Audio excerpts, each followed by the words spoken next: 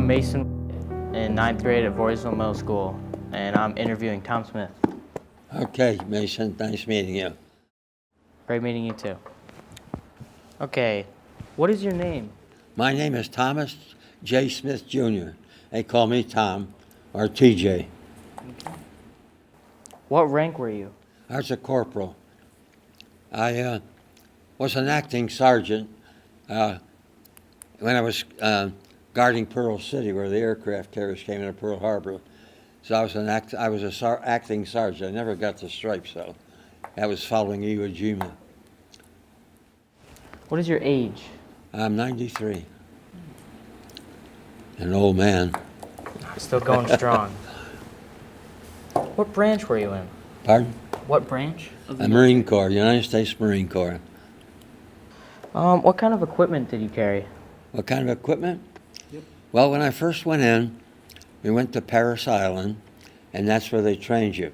And when we first went in there, they gave us a rifle called an 03. It was a bolt action rifle, and it had 5 shots in it.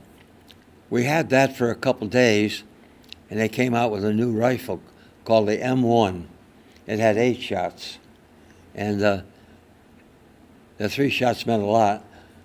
They've been fighting in the Guadalcanal, Tarawa, and all those places, and when the new one came out, the Japs were really surprised because they got 3 extra shots.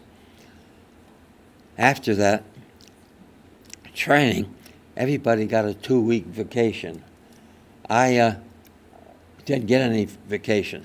As a matter of fact, for 3 years I was in the Marines. I never got except for weekends, I never got a vacation.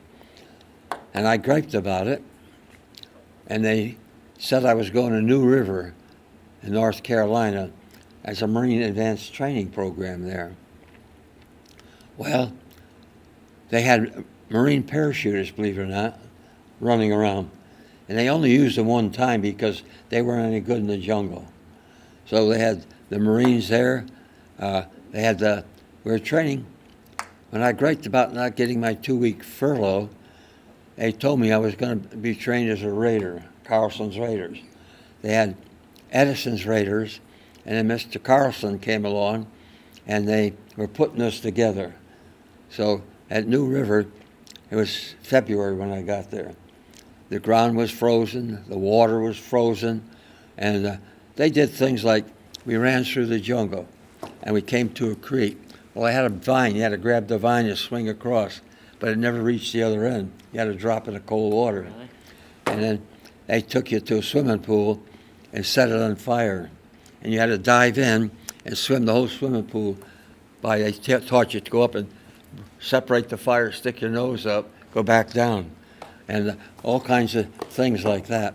That's awesome. Well, we were all set to go out to San Diego after being there for 2 to 3 months. And as we were leaving, they disbanded the Carlson's Raiders. And we were sent, what they were doing is putting together the 4th Marine Division. Yeah, okay. Anyway, we took the train from there to Camp Pendleton out in California, a little town of Oceanside. And we trained there for a couple months. And I had to carry that machine gun all around. Well, if you look at the war, we'll say this is the Pacific anyway. You had Australia, New Zealand, you had Tarawa, you had Guadalcanal, you had all those in the Southern Pacific. But the Move Pacific, here's Pearl Harbor, Marshall Islands, Saipan, Tinian, Iwo Jima in Japan, and Okinawa was in there. So they started the campaign across the Middle Pacific. Well, we went straight, only outfit that ever left the United States and went right into combat. So we left San Diego, they took us straight to the Marshall Islands. The Marshall Islands is an atoll, 63 miles wide by 6 miles, 63 miles long, 6 miles wide. and that's where they had all the Japanese ships would come in to get refueled, get their ammunition, get everything they needed. Well, at the end of the island was Roy and Namur. One was an airfield, and the other was where all the storage was. Well, they dropped us off early in the morning, and I was one of the first ones off with my company commander. We went in about 50 yards, and they had all the barracks there. They had a barracks 3 or 4 stories high, maybe by 50 yards. And in that building was all the fuel, ammunition. Well, they sent me with my machine gun out to the right. The ocean was there, and 10 yards ahead, so we were supporting the troops. Well, they were putting a bomb on the door, and the thing blew up. There was nothing left but a hole in the ground. You could put a half a ship in it. 2 airplanes were blown out of the sky. People on a ship were killed, and it was a mess. They had 500 and some dead, and half of that was my company. Well, I got hit in the back with a piece of shrapnel, and we had to spend the night there. And the next morning, the general told us, let's get the hell off this island. So we went forward, but they had machine guns. And a Marine that was in there 4 years before I got there, he had a group, so I told him to take your group over to the left. I'm going to go around to the right. Well, we surrounded the machine gun. I had to kill 3 riflemen, and then we threw grenades in the hole and killed the machine gunners. Well, when I was doing that, I got hit in the leg again. So they sent me out to a hospital ship. And every operation, they have a big hospital ship. So I got out there, and they took x-rays and everything else, so they said my 2 vertebrae in the back were crushed. Well, I asked if I could go back. They said I'm going to Pearl Harbor. I said, well, I'd like to go back on my company. So they said, okay, but when you get back, you have to report in the hospital. Well, one of my best friends at that time was dead on the beach. Somebody had shot him 4 times in the back, so they were shooting all over the place. Well, once we got back, we got replacements, and we started training again. Well, they found out that I was trained with Carlson's Raiders. So they called me in and said, we're going to give you a scout group. And I had 4 other fellows. And I got 3 of them in my wallet. But anyway, we trained and we ran around and did a lot of getting together.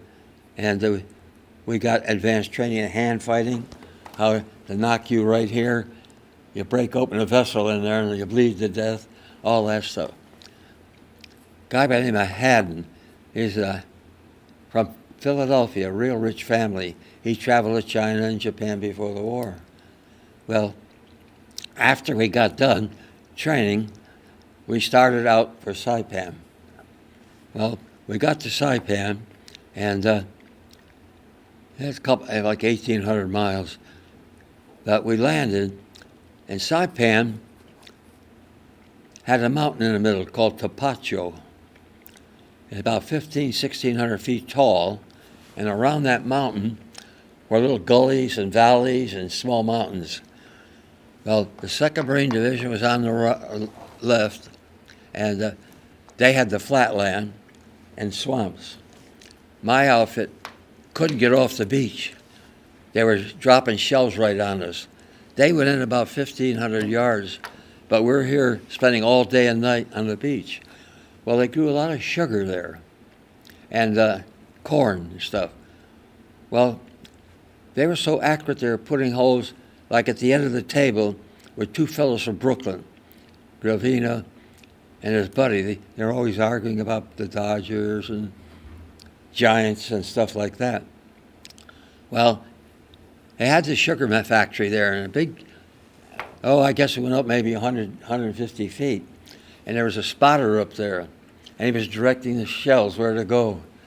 We took a beating, and the next day we found out about it, and we knocked that shell down.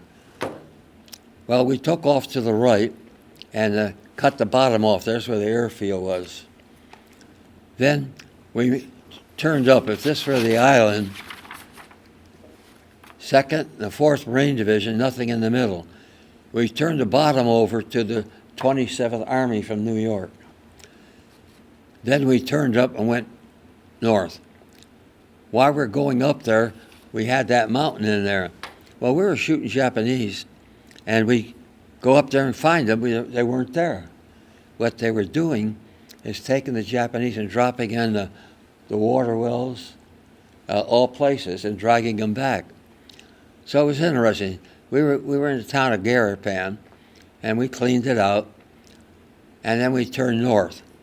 Well, after 9 days, they inserted this 27th. And as a scout now, I'm going to say 80% of the time, we fought during the day, killing each other, kill or be killed. And at night, they sent me out with my group. So I would set up a post between the two lines. And for example, the regular Marine guy, Kotick, his group didn't want to go out with him. They gave him orders to go, but they didn't go. So I said, well, hell, I'll take my group out. So I set up right in the middle. But now it's nighttime, and they're trigger happy. So there's a 37 millimeter there and a cannon to shoot at the tanks. And I went over and told them, look, I've got to go out with my group tonight. I'm going to change the password a little. I'm going to say Schenectady and then the password. And they said, why are you asking for Schenectady? I said, Japanese can't say Schenectady. So that's what I did. I went out and set up here, and I could hear the Japs talking and drinking and the ladies giggling they were with. Came back in and sat in my foxhole and went to sleep. I woke up the next morning. My nose is itching. There are 20 dead Japs, 10 on each side of this road. And I was so tired, I didn't hear the fighting going on. But when they came in, they tried to say Schenectady, and they couldn't. So they shot them and killed them. But I did that for 80% of the battle. And then finally, when they put the 27th in, they called me in and says, we got to find the 27th Army. Now, the 27th Army, I'm going to say, take a look at this paper. This is a line here, and this is a line here. But instead of being even with us, they were half a mile behind us, the Army.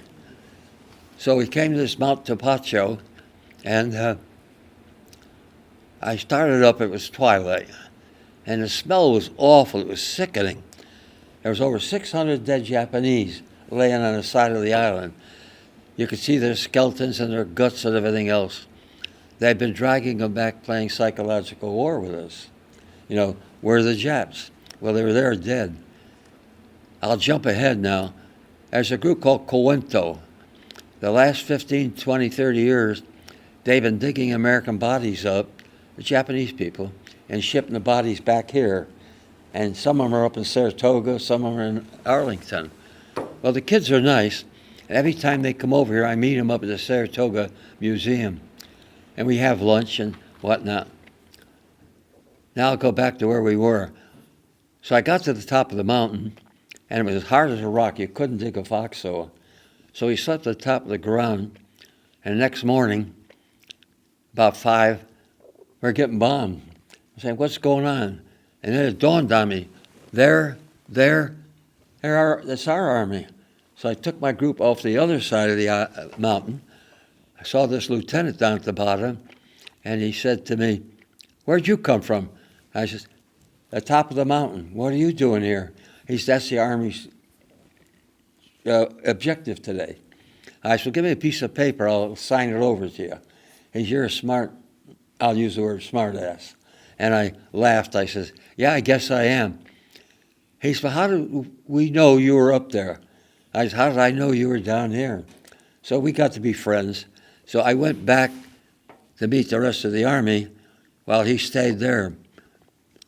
Well, in the meantime, you got all these little ridges and valleys and things, and they got criticized pretty much because they couldn't keep up with the Marines. But I don't think it was their fault because you had the mountain, you had all that stuff there. Well, anyway, we got that squared away, and About 2 days later, I'm out with my group, and coming back, there are 3 Marines out there, and a 4th one to the side. And I said to my group, spread out under those bushes as a machine gun. See if you can neutralize it.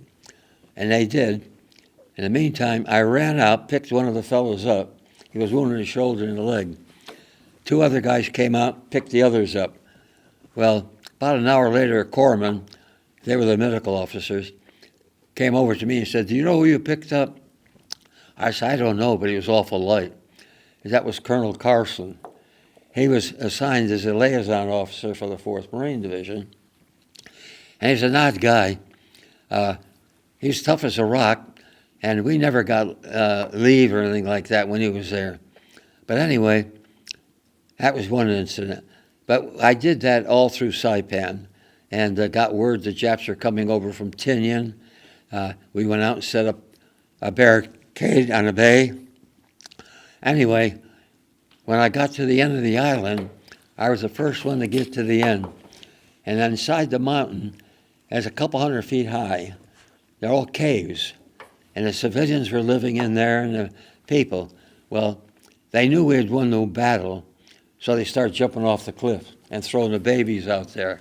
It was awful. Well, anyway, that ended that story. And we had 2 weeks off while we got replacements. And then we went to Tinian. We had about an area 50 yards wide and a good 100 yards from the land. And they couldn't get in because they had reefs and whatnot. So they had to drop us off, and as I say, went all the way up to my neck in water and had to walk in that way. Well, I went right in and set up an outpost. And then that night, while I was out there, I could hear a lot of rattling and stuff going on, so I reported it. And the next day, we went, it was 9 days we were there. So we went in pretty good the next day, but the following day, I was out in my post, and as I say, 80% of my time was out behind or in front of Jap lines. And I heard this noise. So I went back and reported that they're getting ready to have a banzai attack. Well, they had a big battle, and we put it down. And about 4 or 5 days later, I hear the same thing. I'm out there under a tree, and what the heck is that? And sure enough, they were getting ready for their last banzai attack. So I went back, I reported it, and I've been fighting all day. So I got my foxhole, and there were 5 of us in a hole, big hole. And I curled up in this corner and fell asleep. I woke up the next day, and there's a Jap there, there's a Jap there, there's a Jap there, there's one right over here. And why the hell didn't you guys wake me up? We shook you. We thought you were dead. But they had that big attack. It lasted a couple hours. But that was the last of the big battle. Now, we were still there 6 days, and each day I would go out. Well, we were near the end of the island, about a half mile back, and my battalion commander called me in, who's now Garrison. And he said, TJ, I want you to go out. It's daytime, and I know you never go out daytime, and see what's at the end of the island. I don't think we have any opposition. So I said, okay. Well, we went out, and on the way over, I showed you a picture of that cliff. The bottom of the cliff, there's a cave inside. And didn't pay attention, didn't use my head because you should have cleaned it out. But we went beyond it, and on the way back, I said, geez, we got to check that hole out. Well, there's this immaculate dressed Japanese officer with field glasses. I brought up my rifle, I'm going to kill him. And he goes, no, no, no. He's going to give me the glasses. So I walked up to him and said, where'd you learn to speak English? United States. You were assigned to the ambassador in Washington and San Francisco. So anyway, I said, tell your men to come out of the cave. He said, they're not going to come out. They're going to die for the emperor. And I said, why don't you? He said, you think I'm crazy? I said, well, get on your stomach. If you move, you're dead. Well, it took us about a half hour to clean the cave out. We cleaned the cave out, and everybody got guns, whatever they wanted. But there are 2 suitcases, about like this. I picked them up, brought them out, showed them to him. He said, they're mine. I said, no, they're not. They're mine now. Are they triggered? He said, no. I opened them up, and it was all full of Japanese money. Now, he was in charge of all the airplanes from Japan all the way back to Pearl Harbor. That was how high he was. Well, anyway, I turned him into the battalion commander, went back to the front, and a runner came running up, said they want that money. So I took the money, took it back, and asked him what the story was. He said that he wants that money, and he thinks he can negotiate taking that money and shipping it to Switzerland or Spain. See, Spain wasn't involved in this too much. And then after the war, he and his family would go overseas. Well, anyway, I turned him in and I left. Now, that's the end of the story. The war has been over 70 years. But when I got back, I'm going to say for 30, 40 years, I've tried to find out what happened to that man. No one knows what happened to him. They say they shipped him to Pearl Harbor. They say he was killed. Nobody wants to talk about the story. And I've had this Cuento group that's been coming to the United States for 60, 70 years, digging up American bodies and shipping them back. And I got to be friendly with them. And when they went to Japan, they went to the little town where he was born. They went looking for it and it was disappeared. They took it and dismantled it. Gone completely. But anyway, no one wants to talk about it. And when I wrote this book, I sent it to my general, and he wrote me back and said, Tom, send a copy of that to Quantico, Virginia. Well, later on, I talked to him, and I asked what the story is. He said, I can't talk about what happened to Vice Admiral. This is backing you up that your story is true. Well, anyway, I've had this guy, Wayne Madsen. He's got 4 or 5 letters in there he wrote me. He's looked into it, and he finally said to me, Tom, I think whoever got him higher up killed him and kept the money. And that's about the best we can do. Well, anyway, we went back to Hawaii, got reinforced, and we got ready for Iwo. Well, we sailed to Iwo, and on the way out there, we stopped at Saipan. And meantime, when I got back to our base, they promoted me to recreation officer. I was supposed to get the bars. I didn't get the bars. And mail clerk. I had my own tent. All the mail came to me. And then when the guys were killed, I took all their material and sent it to their families. That was the job I had. Well, anyway, we went to Iwo and stopped at Saipan. And my mother written me a letter, told me my uncle was on Saipan. Uncle Ed was in a destroyer during World War I. His son was in World War II, and he wants to join the Navy. Well, they wouldn't take him. He was too old. But he did join the Seabees, and he was there on Saipan. So there was another mail clerk who was higher than I was. He had a couple of bags, and I said, where are you going, Paul? He said, I got to take these in the post office. I said, geez, that's awful heavy. I better help you. So he and I went ashore and asked the post office guy, do you know Miller? Oh, yeah, Ed Miller. He's a mile down the road and a half mile to the left. Here's my keys. He gave me his keys. I got in his Jeep. Paul and I went down there. Uncle Ed was in bed with a bad back. Well, he saw me. It was like New Year's Eve. And he took me down to the cafeteria, and he started getting me fast. I don't have time for that. He says, my God, did you ever look at yourself? I said, what? Well, I weighed about 180 when I went in the service. I didn't think about it, but there was a scale there, and I got in the scale, and I weighed 120 pounds. I lost 60 pounds. Well, went back on the ship, and then we went to Saipan. Well, the thing that I always question is, and the general confirmed it, he could not confirm anything. He was told to keep his mouth shut. But he and I got to be friends. He was like my father to me in the service. So when he said to send this there, it was confirming that my story was true. And he called me in on the ship and said, we're going to be going ashore, Tom, TJ, and got good news and bad news for you.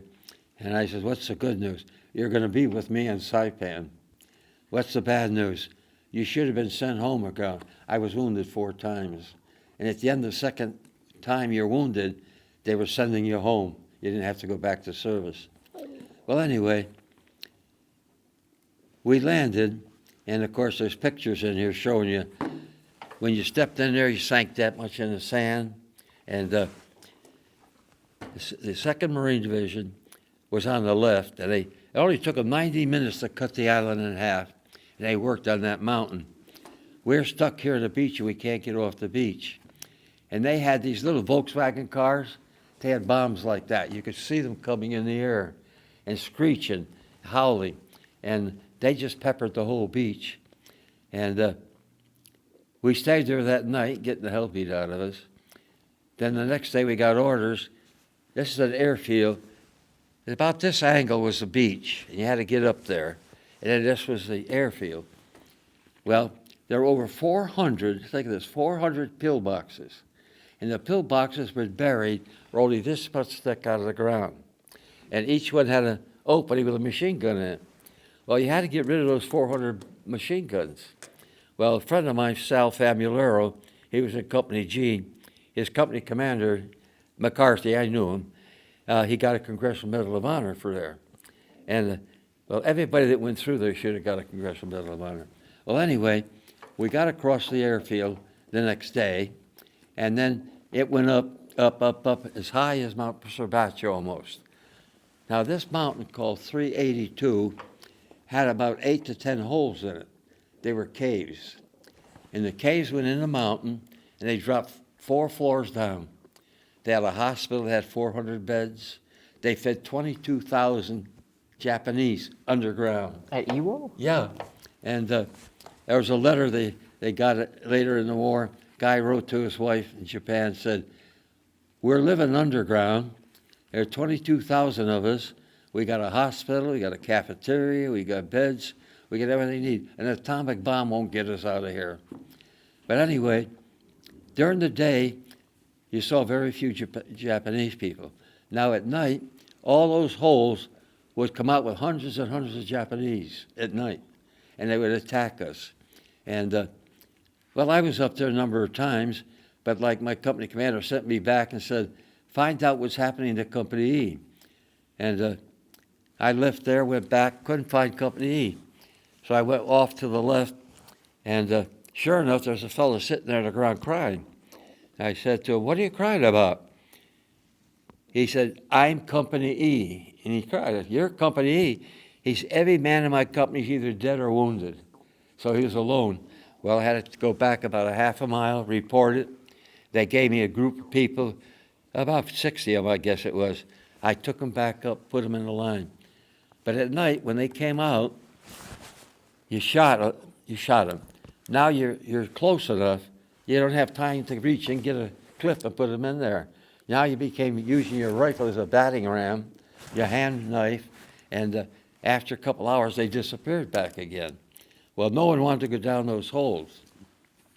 But that went on for about 5-6 days, and then finally we got them out of there. Well, we didn't get them all out. That tunnel was 6 miles long. And 10, 15 years later, there were half a dozen came out of there and surrendered. The Army had been working there, and they were picking up scraps and everything else, and they saw this paper. Well, one of them understood a little English and found out that the war had been over with so many years. Well, when it was done, it was 26 solid days of fighting. I landed with 259 men. I left there with 25. 6 of them were cooks. And the next 10 days, it was cleaning up. You know, going down the tunnel, taking what they could. And the skirmishers out in the woods, the island was funny. It was sand over here by the mountain, Tabacho. When you got to this end, it was solid granite. And, real granite. And went through all those things. and then got on the ship. And while we were back on Tinian, I was sitting in my foxhole. I'd been out all night, and there's a mountain in front of us. A Jeep pulled up behind me. I always enjoyed this. Who steps out but General Gates? He was commandant of the Marine Corps eventually. And he said, "How you doing, Marine?" I was, "Fine, sir. How you doing?" "Good." He's going to join you? "Sure." Patted me on the shoulder, sat down. He said, "We're going to see something new." And I said, "You notice the shells out there? 50 yards, 100 yards away, they're trying to reach us." I said, "You like your Jeep?" He turned and looked at his men, and he said to them, "What the hell are you doing here? Don't you have any brains? Get that Jeep out of here." Well, we sat and talked. He said, "They're going to drop a napalm bomb. And it's the first one that's going to be officially dropped on the enemy." And Queensbury up in New York was where they first started building that bomb. So we sat, he told me what was in it, how it was done. And shortly over, 2 Marine pilots came by, scared the hell out of both of us. They weren't over 100, 200 feet. And they went ahead and dropped the bomb across the whole field. Well, I'm going to say from 2 miles down to maybe another 3 miles, it was all on fire, like in hell. What's the favorite part of that story? The favorite part of the story? I came out alive. That's the biggest part of the story. And I'm going to tell you, anyone who says they weren't scared is crazy. My nature is different than yours.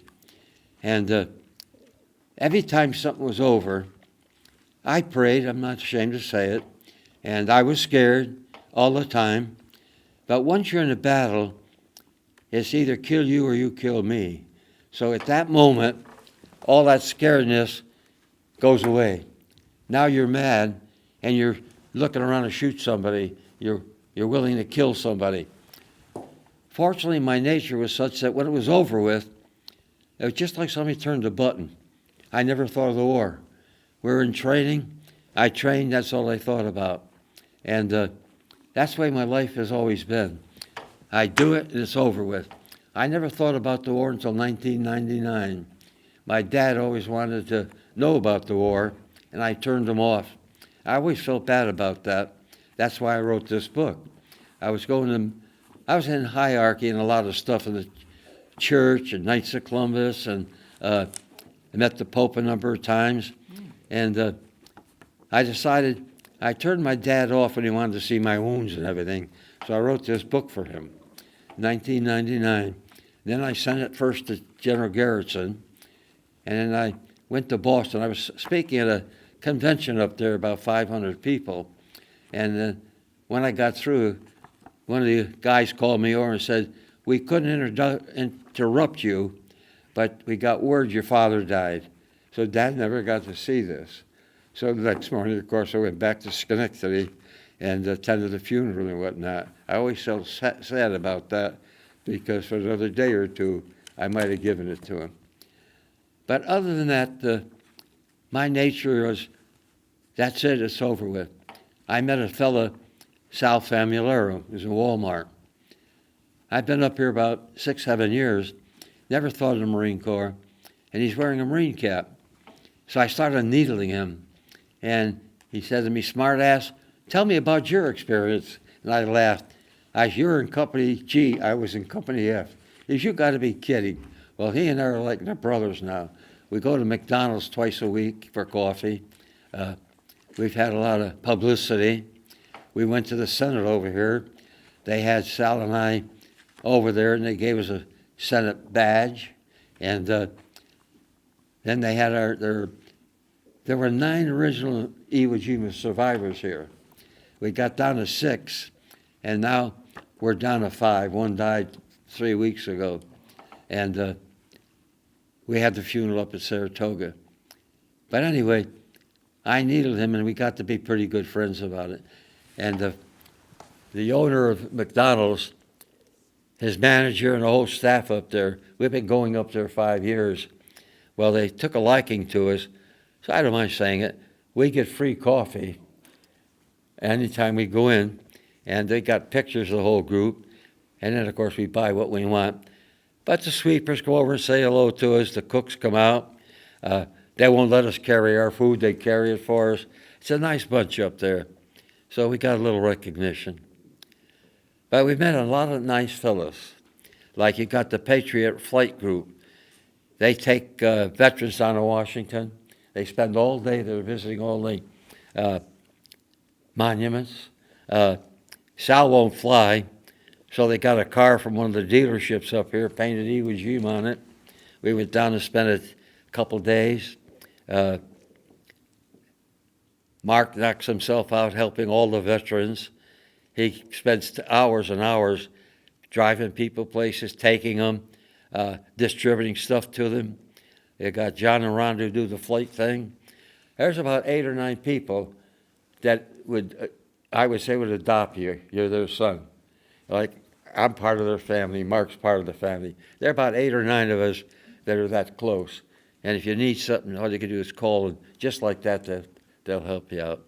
Mason, I appreciate your being with me. It's nice. You're a nice fella. And I wish you well. Study hard. And I don't know what you want to do with your life, but there's a lot out there. Good. Okay? Thank you.